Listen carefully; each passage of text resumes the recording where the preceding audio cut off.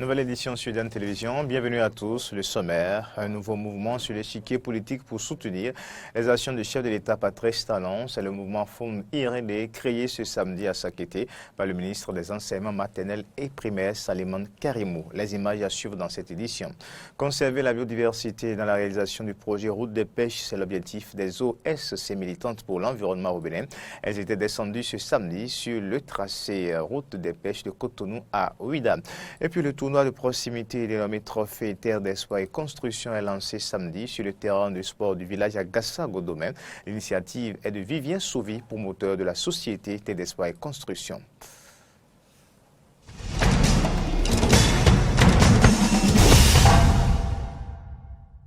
Encore une fois, bienvenue à toutes et à tous. Le mouvement politique dénommé Front Uni pour le nouveau départ Fonds IRD a été porté ce week-end sur les fonds baptismaux à Sakété par le ministre des Enseignements maternels et primaires Salimane Karimou. Un mouvement qui se veut rassembleur pour la cause de la mouvance présidentielle. On fait le point avec Amen Didier Rompenoudji et Romaric Debouchi.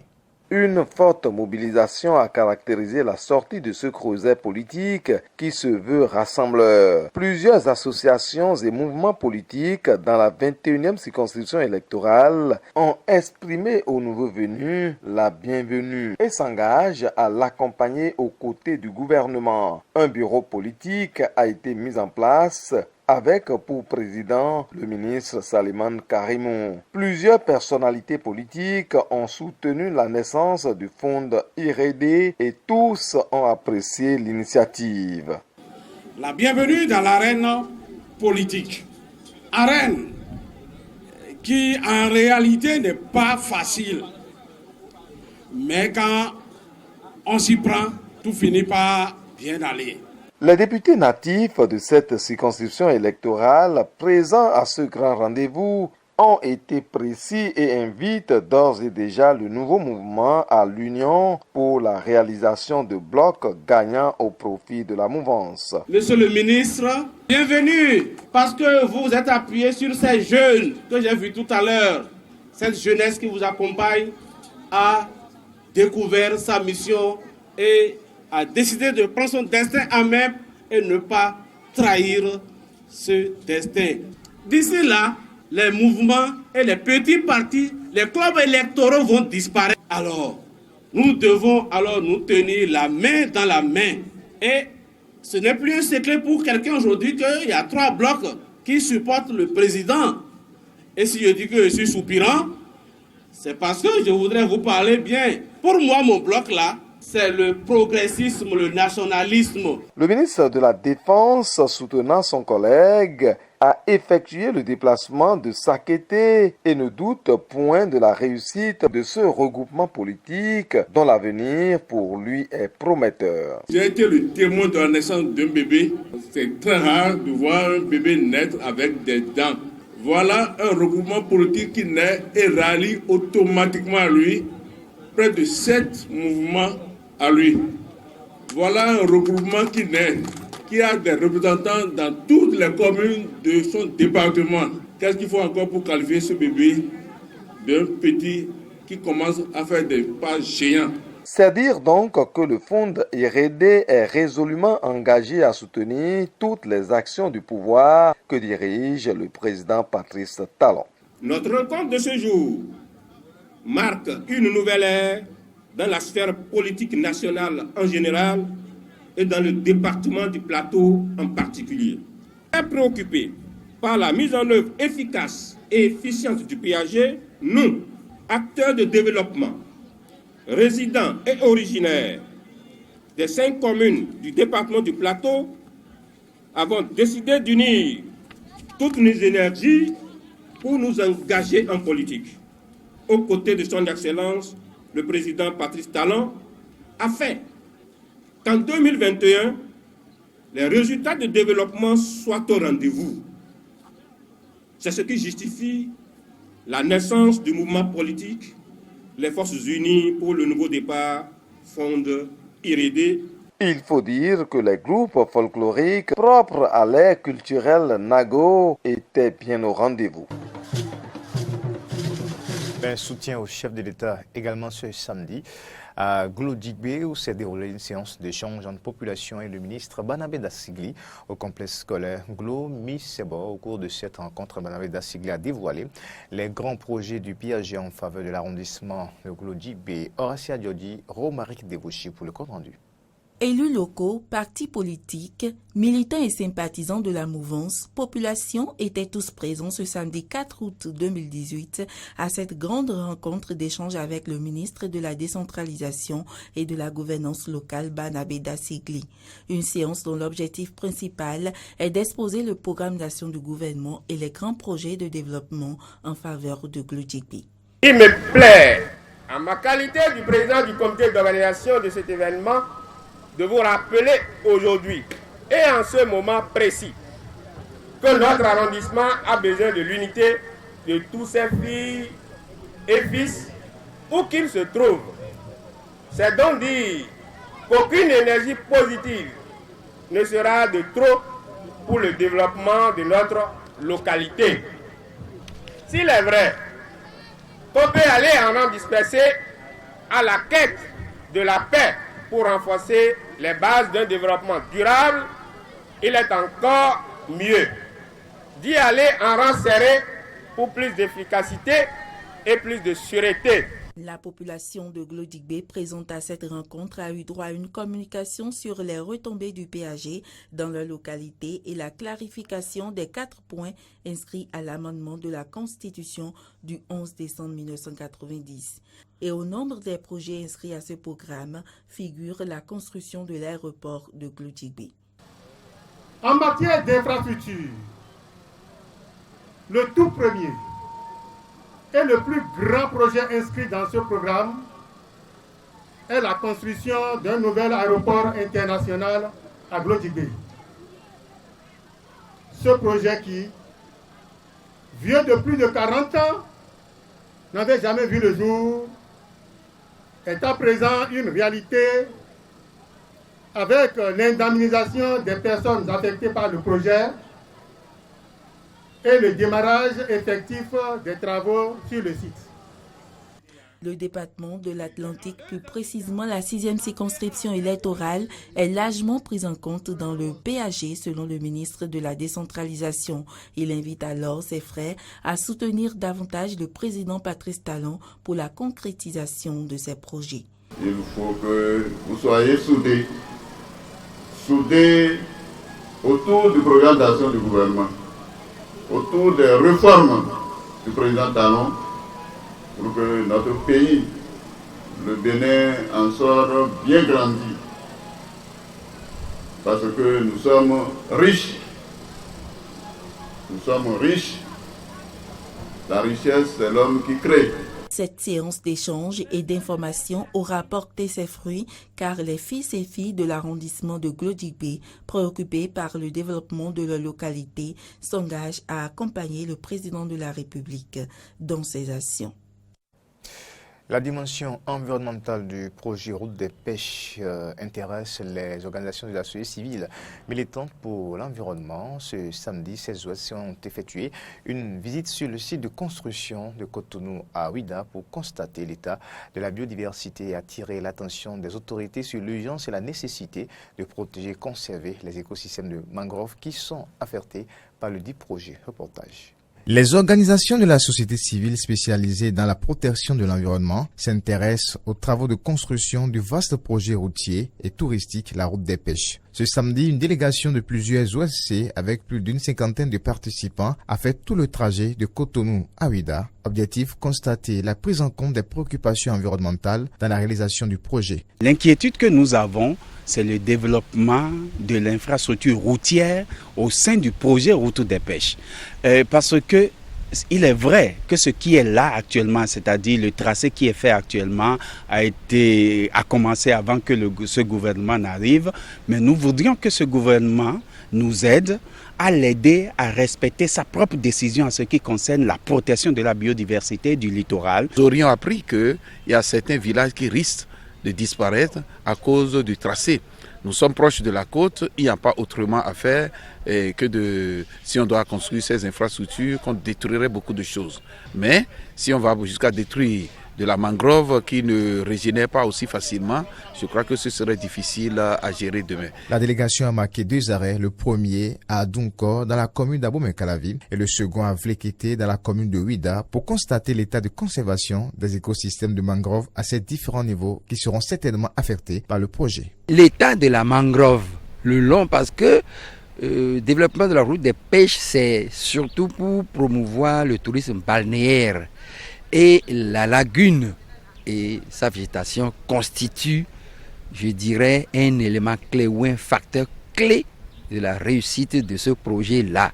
Donc il est important pour nous qui militons pour la conservation de la biodiversité de voir et éventuellement de prévenir les impacts négatifs si jamais il devrait y en avoir. À la suite de cette visite et après une concertation à Ouida Diekbadji, les OSC formulent plusieurs recommandations. 1. Au niveau, par exemple, de la construction de cette route, s'il doit y avoir des impacts négatifs au niveau de la mangrove, c'est de voir les possibilités d'éviter au maximum ces impacts négatifs. Nous voudrions que la deuxième phase de cette route respecte intégralement la biodiversité du littoral et que, comme nous l'avions constaté, que ce projet d'infrastructure routière ne vienne pas détruire encore les écosystèmes de mangroves vraiment fragilisés et sur le littoral béninois. Au regard de l'importance de ce projet pour la promotion touristique, les différentes OSC invitent le gouvernement à les impliquer davantage dans les phases de réalisation pour sauver la biodiversité. On parle maintenant du projet asphaltage à Lokossa. La remise du site à l'entreprise adjudicataire a eu lieu ce vendredi 3 août 2018. C'était en présence des élus locaux et communaux et de Lokossa, le préfet Dumono et le représentant du ministre du Cadre de vie et du Développement durable. Voici le compte rendu de la cérémonie avec Jonas Bouti. Cette remise officielle de site donne pleine autorisation à l'entreprise NSECI à entamer le 6 août prochain la réhabilitation et l'aménagement de 10,70 km de voirie à travers la ville de Lokossa, d'un coût global de 21 milliards 807 millions 725 058 francs CFA. Cette première phase du projet d'asphaltage à Lokossa couvre un délai contractuel de 15 mois. Le maire de Lokossa se réjouit du démarrage imminent des travaux, des opportunités d'emploi offertes à ses citoyens et surtout de la commodité de circulation que prévoit le projet à travers la ville de Lokossa. Le projet asphaltage prend aujourd'hui son essor dans la cité des Kotafon. Ce projet, qu'on le veuille ou non, créera des emplois et après sa réalisation, favorisera la libre circulation des biens et des personnes, garantira la sécurité des populations et apportera un plus pour l'embellissement de la ville. Le projet asphaltage est l'un des projets phares du quinquennat de Monsieur le Président de la République, chef de l'État, chef du gouvernement, son Excellence Patrice Guillaume Athanase Talon, qui est le visionnaire. Ce projet, comme vous le savez, est le fruit de l'engagement du ministre de Cadre de vie et tous ses collaborateurs qui ont travaillé jour et nuit sans relâche pour que ce projet entre dans sa phase active. Pour le préfet du Mono, ce projet va bientôt dissiper à Lokossa le doute de ceux qui ne croient pas encore à la réalisation du programme d'action du gouvernement. D'ici là, les travaux vont commencer. Et ce projet va faciliter la circulation dans la ville de Lokossa. Je voudrais simplement demander à toute la population de Lokossa de tout faire pour accompagner l'entrepreneur en libérant d'abord les emprises et en permettant à l'entrepreneur de bien exécuter le marché. Au cours de cette cérémonie officielle de remise de site, le représentant du maître d'ouvrage a entretenu l'assistance sur les détails des travaux à réaliser. La consistance des travaux confiés actuellement à l'entreprise NSECI, c'est la voirie et l'assainissement. C'est-à-dire que l'entreprise NSE va faire tout ce qui est chaussé, y compris les caniveaux, pour assurer l'assainissement des rues qui seront asphaltées ou bitumées. Mais parallèlement à ça, il y a les lots spécifiques qui prennent en compte les aménagements, notamment les mobiliers urbains, les lampadaires solaires, l'espace vert et autres. Donc ces lots spécifiques ne sont pas encore lancés. Le chef d'arrondissement de Lokossa remercie le président Patrice Talon et le rassure du soutien des populations de Lokossa à son programme d'action de gouvernement. On reste avec Jonas Mochi qui s'est rendu à Comé ce samedi. Comé qui a été le point de ralliement des divers clubs de sport du Mono, parti de l'hôtel de ville de Comé. C'est le CG3 à Comé qui a été la destination de cette marche.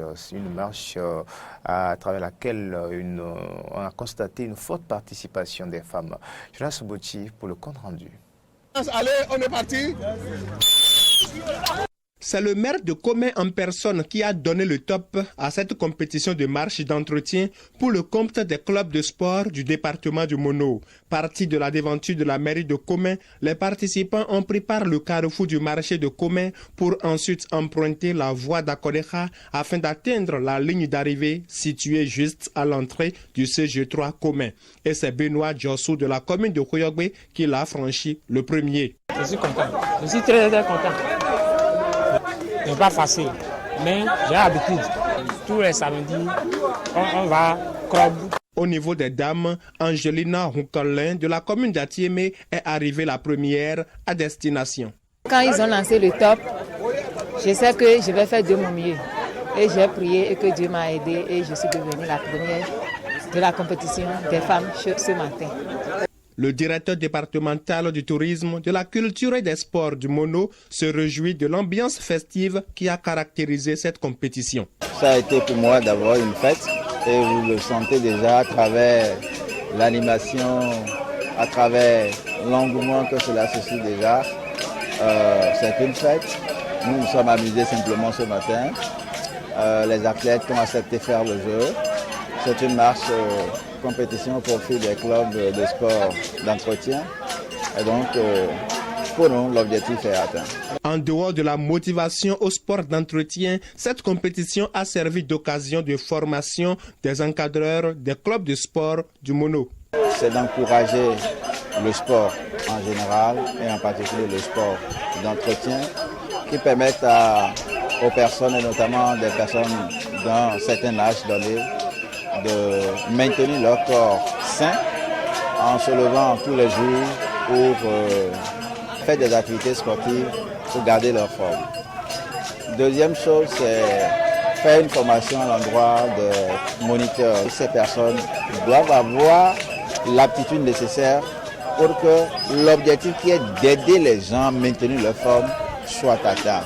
Autrement, on voudra bien faire du bien et sans le vouloir, faire créer des dommages parfois irréparables. Plus qu'une compétition, cette marche de Comé a été surtout une occasion de distraction pour les membres de divers clubs qui y ont participé. Le pas de danse après les marches.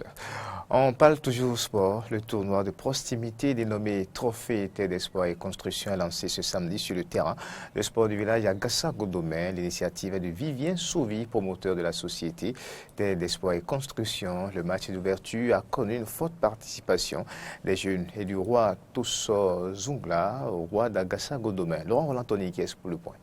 Occuper les jeunes du village d'Agassa-Godomé dans l'arrondissement d'Akasato autour d'un loisir sain, c'est la raison fondamentale qui a motivé Vivien Souvi, président directeur général de la société Terre d'Espoir et Construction, à initier ce tournoi de football qui s'étendra sur un mois. C'est l'entreprise Terre d'Espoir et Construction qui est spécialisée dans la vente et l'achat de parcelles bâties comme nous. Il a voulu rassembler les jeunes autour de leur passion commune qu'est le football. Donc c'est dans ce sens-là qu'il a organisé ce tournoi pour pouvoir ne serait-ce que divertir ces jeunes-là pendant les vacances. Dénommé Trophée Terre d'Espoir et Construction, ce tournoi est disputé par 16 équipes. Ce samedi, le match d'ouverture opposait l'équipe du Volcan FC à celle des Trois Anges FC. Un match qui a débuté avec une légère domination de l'équipe des Trois Anges FC jusqu'à la fin des 35 premières minutes, mais sans ouverture du score. À la reprise, dès la première minute, l'équipe des Trois Anges ouvre le score sur une erreur du défenseur de Volcan FC. Le jeu est relancé. Volcan FC se réveille désormais pour revenir à la marque. Les multiples tentatives n'ont rien apporté. Les joueurs des Trois Anges FC cherchaient par contre à aggraver le score, mais en vain. Il faudra attendre la 68e minute de jeu pour que Volcan FC réponde de la plus belle des manières. Résultat, un but partout. Les 2 dernières minutes de jeu et les 2 minutes de temps additionnel n'auront rien apporté par la suite. Si le capitaine des Trois Anges FC se plaint de n'avoir pas de réserviste pour combler les vides, le capitaine de Volcan FC se réjouit de ce match nul. Bon, on était l'équipe favorite, mais c'est un match, on ne peut pas sous-estimer l'équipe adverse. Bon, on ne s'attendait pas à leur tactique de jeu. Ils nous ont surpris, mais à la fin, on a mis l'engagement au point pour remonter le score. C'est donc parti pour un mois. La finale sera jouée le 9 septembre prochain et comme lot gagnant, il y a des trophées, des jeux de maillots et des enveloppes financières. À la fin du match d'ouverture, certains invités se sont prononcés sur l'initiative. Beaucoup de jeunes sont sortis massivement, soutenu l'initiative de notre collègue Tête d'Espoir, Construction. Je crois que c'est louable et c'est à féliciter. Ce n'est pas donné à n'importe qui d'organiser un trophée cette dernière temps, surtout que c'est une opérateur économique qui n'a pas une ambition politique et qui a le souci de la jeunesse. D'accord, et qui a compris juste qu'il faut s'entraider, il faut donner la main à cette jeunesse qui a envie de se distraire après 9 mois de concentration sur les cours et que franchement, moi je crois que c'est à saluer. Je demande aux jeunes de sortir massivement, soutenir l'initiative et que de jouer fair play, d'accord, c'est un jeu et que le meilleur gagne. C'est salutaire parce que ça permettra d'occuper les jeunes en ce qui concerne cette vacance-là. Ce n'est pas parce que nous n'avons pas pu concrétiser ce que nous pensons faire et que lui l'a voulu faire qu'on ne va pas l'accompagner.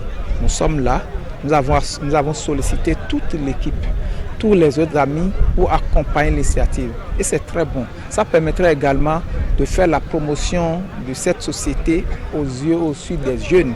Parce que quand vous voyez l'achat des parcelles qu'on sort, c'est la fête des vieux. Mais informer les jeunes de ce que l'avenir, c'est rester chez soi. C'est grâce au roi Zungla Topon de Dagassa Godomé que nous avons quand même arrangé l'espace pour que les jeunes puissent quand même s'amuser un tant soit peu en attendant l'installation du marché. Les initiatives du genre sont à saluer. Et encore que nous sommes en période de vacances, les jeunes peuvent quand même sortir massivement pour venir suivre le match et se comporter en responsable. Il n'y aura pas de bagarre. Le fair play doit primer sur le jeu. Il doit quand même jouer que le cul rond et adopter les principes du fair play. Et avant de boucler cette édition, chaque année, des dizaines de personnes meurent écrasées par des éléphants dans l'état de Karnataka, dans le sud de l'Inde. Pour protéger la population, les autorités capturent les éléphants tueurs et les amènent dans un camp dédié où ils seront rééduqués et gardés à vie. Reportage. Éléphants en état d'arrestation. Ici, dans l'état indien du Karnataka, des éléphants domestiqués sont utilisés pour capturer leurs congénères sauvages, accusés d'avoir tué des villageois. Direction, un camp de rééducation. Ce refuge est comme une prison pour éléphants. On prépare l'endroit avant leur capture, on répand de la paille et des feuilles, on y libère l'éléphant pendant 2 jours et après la période de repos, on commence à le domestiquer et le dresser. Près de 30 éléphants sont gardés dans cette prison en plein air, ouverte au public. Les visiteurs peuvent s'approcher des pachydermes, mais seulement à la fin de leur rééducation d'1 an. Chaque année, 30 à 40 personnes meurent tuées par des éléphants dans le Karnataka. Ces éléphants sont des éléphants vraiment problématiques qui ont tué plusieurs êtres humains. Tous sont des éléphants dangereux. Donc pour éviter des conflits entre hommes et éléphants, on les capture et on les amène ici. Capturé en décembre 2017, cet éléphant a tué 2 personnes, dont le frère de Girish, employé d'une plantation de café. L'éléphant a piétiné mon frère et lui a écrasé les mains et les jambes. C'était une vision insoutenable. Ma belle-sœur n'a pas voulu regarder. Je me suis rendu sur les lieux, j'ai vu ce qui s'était passé et je me suis senti très mal. Girish travaille dans la peur d'être lui aussi attaqué. La présence de l'homme réduit petit à petit l'habitat naturel des éléphants et multiplie le risque de rencontres. En plus du camp de rééducation, des panneaux d'avertissement, barrières, tours de guet et même alertes par SMS ont été mis en place, mais pas toujours avec succès. Comme vous pouvez le voir, aucune barrière physique ne peut arrêter les éléphants. Cette barrière est juste normale, mais ils font la même chose avec les barrières à énergie solaire ou même les tranchées. On a des photos et des vidéos prouvant que les éléphants franchissent les tranchées creusées au bord des routes. Le Karnataka compte environ 6000 éléphants, soit 20% de la population totale d'éléphants en Inde. Autant de pachydermes à apprivoiser pour une coexistence sereine avec cette figure de la mythologie hindoue, symbole emblématique de l'Inde et favori des touristes. C'est la fin de cette édition. Merci de l'avoir suivi. Au revoir et à bientôt.